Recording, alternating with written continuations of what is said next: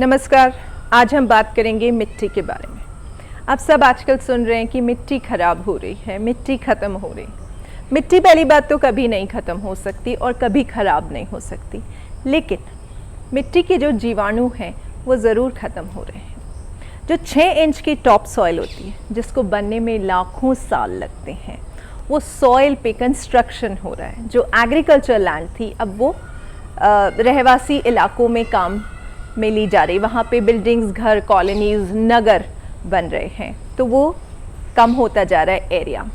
जब बहुत साल पहले शुरू हुआ था एग्रीकल्चर, सिर्फ 3% जो लैंड थी वो एग्रीकल्चर के लायक लैंड थी। वो धीरे धीरे कम होती जा रही है। दूसरा कि जिस स्तर पे chemicals, fertilizers, insecticide, pesticide, herbicides हम यूज़ करते हैं, जो मिट्टी के 6 इंच की लेयर और उससे नीचे जीवाणु रहते हैं जो मिनरल्स को एक्सट्रैक्ट करते हैं और प्लांट अवेलेबल फॉर्म में, जिससे कि पौधों के लिए त्वरित आहार तैयार हो, उसके फॉर्म में लेकर आते हैं, वो जीवाणु सारे मरते जा रहे हैं।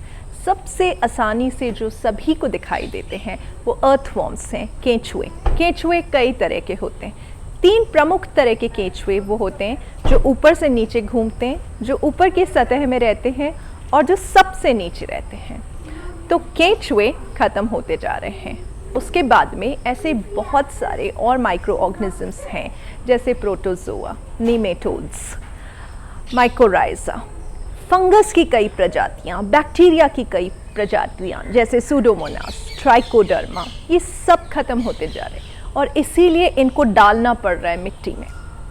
तो किसान भाइयों, अगर आप अपनी मृदा के सेहत के लिए चिंतित हैं या आप अपने लंबे समय तक खेती करना चाहते हैं, तो समझिए कि इन माइक्रो ऑर्गेनिजम्स को बचाना बहुत ज़रूरी है।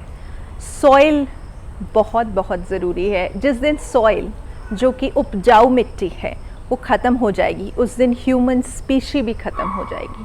ऐसे बहुत सारे सिम्बायोटिक रिलेशनशिप्स हैं पौधों के और जीवाणुओं के, मनुष्यों के और जीवाणुओं के, जिसकी हमारे पास जानकारी नहीं है पर वह अस्तित्व में है।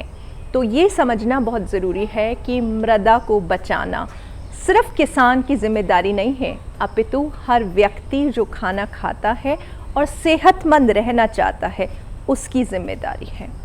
शहरों में जितना भी कचरा होता है खाने का, जो किचन से निकलता है, जैसे डंठल, छिलके, वो सब के सब लैंडफिल्स में जाते हैं और वहाँ जाके मीथेन बनाते हैं, जो कि एक पॉइजनस गैस है, एक ग्रीन हाउस गैस है।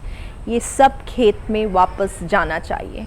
हमें मिलकर इस पर कोई ना कोई उपाय लाना ज़रूरी है। ऐसी बहुत सारी संस्थाएं, ऐसी बहुत सारी कंपनियां हैं जो ये काम कर रही है, कृपया उनका समर्थन करें। दूसरा, अगर आप गांव में रहते हैं तो कोशिश करें कि मल्च का इस्तेमाल करें। जब आप चावल काट लेंगे तो जो पराली है उसको चॉप एंड ड्रॉप करके अपनी ज़मीन में रहने दीजिए, क्योंकि माइक्रो ऑर्गेनिजम्स का ये खाना है। उनको न खाना मिल रहा है, न उनको पानी मिल रहा है। आज जो पानी है वो कड़वा है, हाई पीएच का पानी है, गंदे नालों का पानी है, पैथोजेनिक पानी है।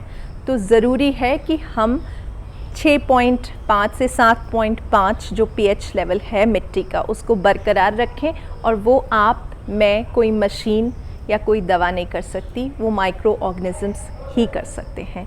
तो प्लीज़ माइक्रो ऑर्गेनिजम्स को बचाइए और उनको समय समय पर खाना देते रहिए। उनका खाना सूखे पत्ते, डंठल है और जीवामृत, जो कि हम आपको अगले एपिसोड में बताएंगे कि आप कैसे बना सकते हैं, उसका स्प्रे अपने खेत में करते रहिए।